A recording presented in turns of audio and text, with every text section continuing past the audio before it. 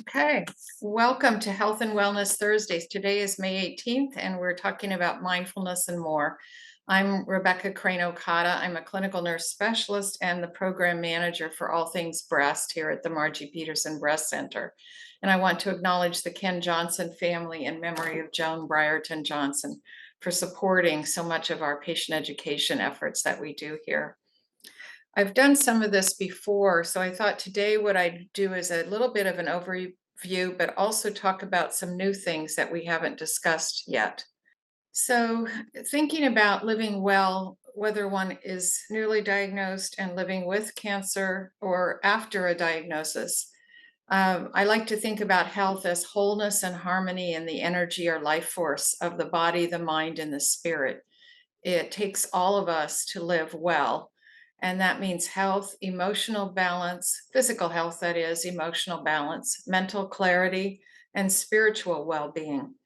Rahim has said that living well means being in tune with one's own soul and the spirit of nature. So I want you to pause for a moment and just imagine, where do you feel stress in your body? Do you feel it in your legs as restless legs? Do you feel it in your shoulders and hunch up? Do you feel it in your head? Do you clench your teeth? Do you feel it in your gut? Maybe you have different types of stress that you feel in different places in your body. So just think about that for a moment.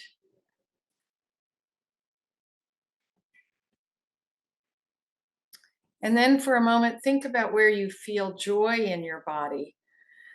Joy is that feeling of laughter, of ease, of sometimes freedom and release. Maybe you notice different types of joy in your heart, in your tummy. You get a tickle somewhere. You have a thought, you have a smile. Just think for a moment where you feel joy in your body. These are important awarenesses to have as you go through your day and through your life. And we'll come back to these again throughout. Giving you a definition of mindfulness. Mindfulness, as defined by the dictionary, is the practice of maintaining a non judgmental state of heightened or complete awareness of one's thoughts, emotions, or experiences on a moment to moment basis. Now, this doesn't mean obsessing about them, but it does mean being aware and in a non judgmental way. And I would add, it's also being in tune with one's body. Meditation, as defined by the National Center for Complementary and Integrative Health, says that this is a mind and body practice that has a long history of use for increasing calmness and physical relaxation, improving psychological balance, coping with illness, and enhancing overall health and well being. Mind and body practices focus on the interactions among the brain, mind, body, and behavior. So there are four key elements of meditation, and you'll see the overlap with mindfulness.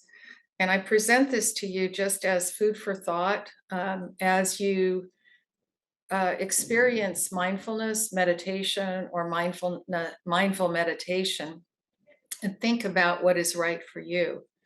So the four key elements of meditation are having a focus of attention, an open attitude, preferably a quiet location with as few distractions as possible, and a specific comfortable posture, whether sitting, lying down, standing, or walking.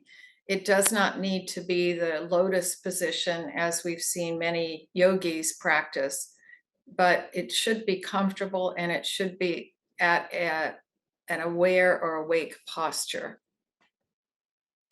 The three core principles of mindfulness that I focus on more include intention, attention, and attitude. Intention would be having a focus for your practice. And perhaps when you started listening today, you had a thought about what you hope to learn today or get out of this experience of this talk. So it's thinking about, what are your reasons or expectations for your activity? And we'll talk about this again in a minute. Attention means having moment to moment awareness of what is happening.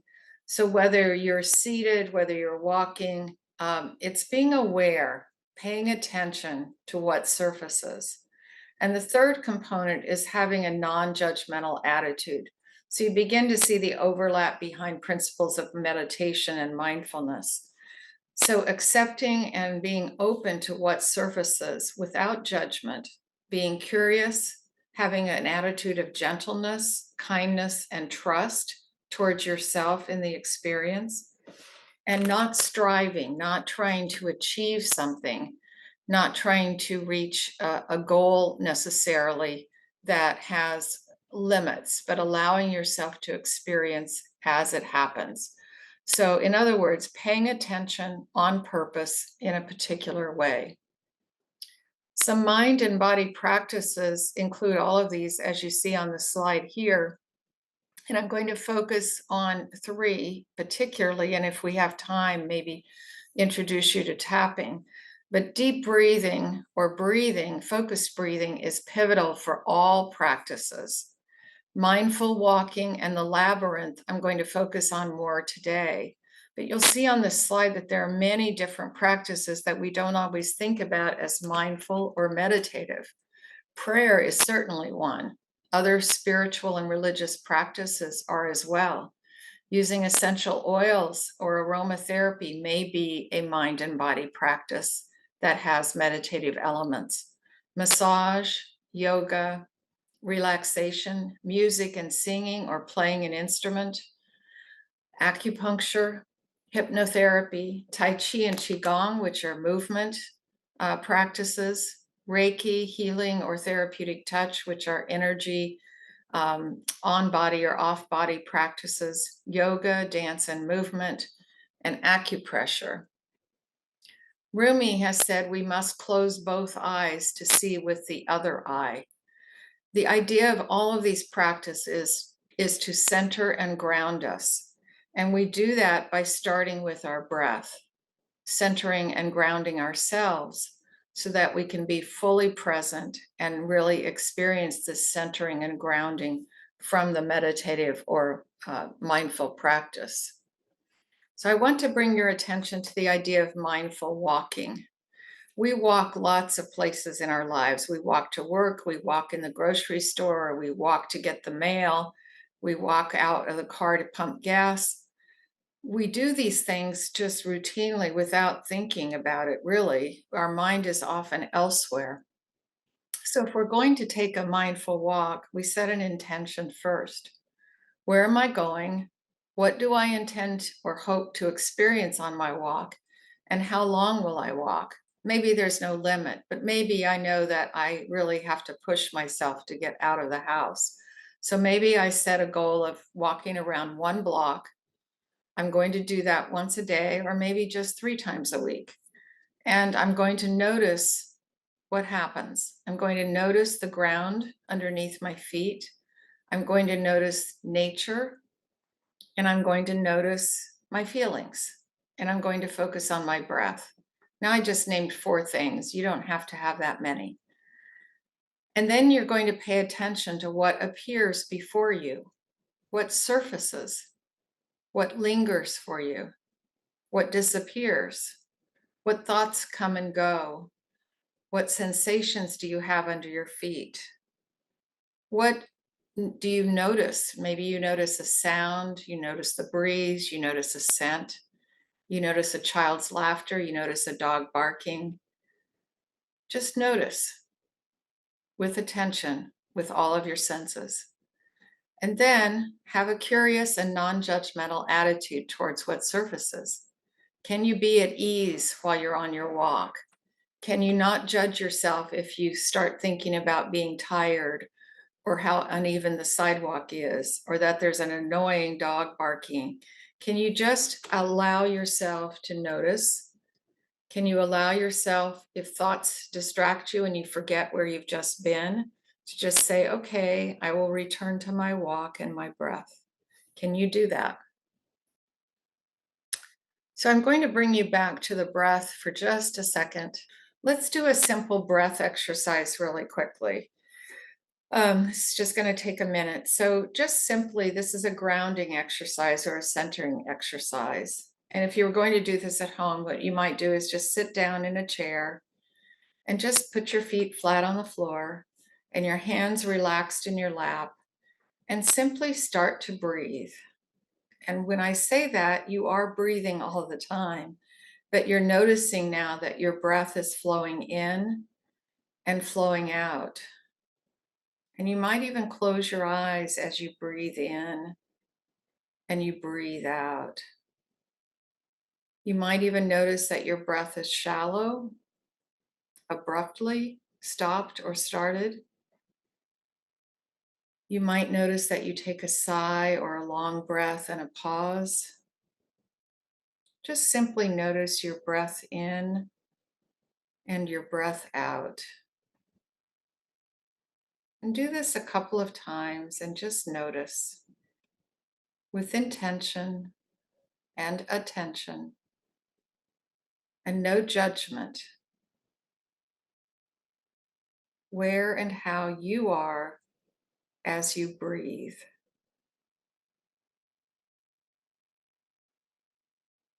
That is a simple way to start any mindful practice.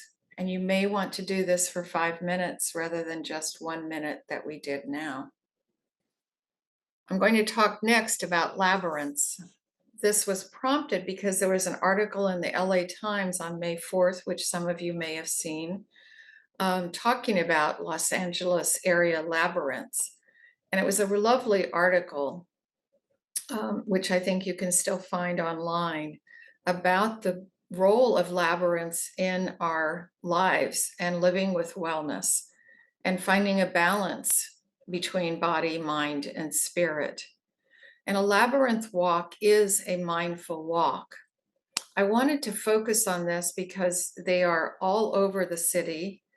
Many people are unfamiliar with labyrinths and have the misunderstanding that they are mazes that are intended to confuse and frustrate, yet they are not. Pictured here are 4 examples of different types of labyrinths. The most famous is probably the one in Chartres, which is in France, that is many hundreds of years old. But these do date back to the Cretan period, a 7-circuit labyrinth in the upper left of the screen, thousands of years. And there is only one way in, and there is a center point that you reach, and then you return out. The one at the bottom is a canvas labyrinth that is portable, that can be brought to different settings to use as a meditative walk. Many of these labyrinths are found at church facilities or retreat centers. But the basics of a labyrinth walk are to prepare at the outside of the labyrinth before you enter. And that's, again, setting an intention, focusing on your breath. Some people will say a prayer, a mantra, or do a little ritual meditation before they enter the walk. And then you enter the labyrinth and you walk to the center. Your pace is your own. Some people walk very slowly and focus on their steps. Some people just walk without thinking about it. But the idea is to let go and release. You walk towards the center and you just follow the path. It allows your mind, if you allow your mind to let go, not worry about where you're walking, and just do this. When you reach the center, there is an opportunity to pause. Sometimes there is a chair or there's space to sit on the ground, to rest, to receive. Some people will take an element that they find on the walk or an element that they want to leave at the center. And then as you leave, when you are ready, you depart, allowing yourself to receive and integrate whatever has surfaced for you. Again, applying the principles of intention, attention, and attitude. At the outside, when you have completed the labyrinth walk, you may want to stand at the exit, review your experience. Some people will take a postural stance of humility. They will bow with expressions of gratitude. They may say a closing prayer or mantra and focus again on the breath. And once home or once out of the labyrinth, some people will use this opportunity to express their experience through journaling, through art, through movement, through creative efforts to capture that experience. For some, this can be a very profound walk. For others, it's an interesting experience that doesn't resonate as much as for others. But it is a tool that is a defined walk, usually in a very safe place.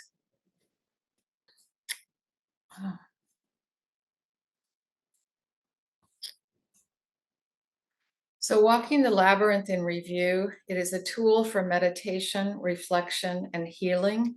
It is not a maze. There is only one way in and the same way out. Walking in, you release. Being in the center, you receive. And walking out, you integrate. Two examples at religious affiliated retreat centers are the one at the Sarah Retreat Center in Malibu that you see on the left, and two pictures of the one at the Mary and Joseph Retreat Center in Palos Verdes. And in the next slide, you'll see a reference to the Veriditas Society and the Worldwide Labyrinth Locator, which you can go to and search by zip code and find all of those in your area. The Labyrinth Society also has many resources. And we just missed World Labyrinth Day, which was May 1st, the first Saturday of May. This year it was May 6th. So there are a lot of activities surrounding that, and I think that's what generated the article in the Times as well. There's also a labyrinth at the Baldwin Park Kenny Hahn Center that I have not visited yet, but it's also well grounded in the nature of that area. So I think what I'd like to do is open this to questions. I want to leave you with this meditation. May you be happy. May you be well. May you be safe. May you be peaceful and at ease. And next time we will do tapping. Thank you very much for being here today.